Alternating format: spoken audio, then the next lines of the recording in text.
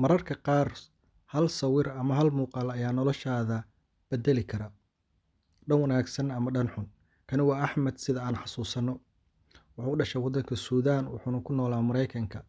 Saacad uu gurigiisa ku sameeyay ayuu u qaaday iskuulka, laakiin macallimadii ayaa ka shakisay oo u wacday booliiska una sheegtay inay malaynayso in cunugani waxa uu sameeyay ay yihiin bam. Laakiin kadib markii la ogaaday Axmed waxa uu sameeyay inay saacad tahay, falcelin xooggan ayaa ka dhalatay.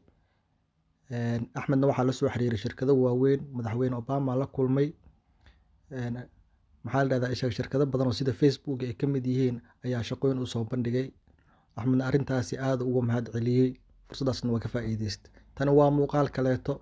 Waxaan aragnaa haweeney saxafiyad ah oo jilaafayso aabbo qaxooti ah oo xuduudda xoog ku maraya, xambaarsan cunugtiisa ah. Sida aan muuqaalkani ka arkayno, aabbaha oo u soo orday dhanka saxafiyadda ayaa jilaafad u dhigtay ayadoo kaamiradan wadato. Waxay sababtay in saxafiyadaasi markii muuqaalkani uu shacab baxay ay weyso shaqadeedii, halka aabbahana la sheegay in kooxda Real Madrid ay qaadatay.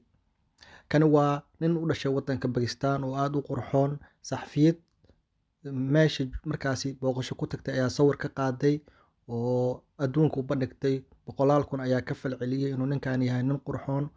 Kadibna shirkad ayaa la soo xiriirtay dharka xayeysiisa oo qaadatay oo shaqaaleysiisay. Wuxuuna noqday nin taajir ah oo shirkadaasi u xayeysiiyay dharka. Fursadaasina si fiican ayuu uga faa'iidaystay. Waa hal sawir oo laga qaaday kaliya ayaa noloshiisa beddelay. Kani waa aabba Suuriyaan oo u soo qaxay waddanka Lubnaan. Wuxuu ku caan baxay asagoo qalmaan iibinayo, dhabarkana ku xambaarsan gabar uu dhalay.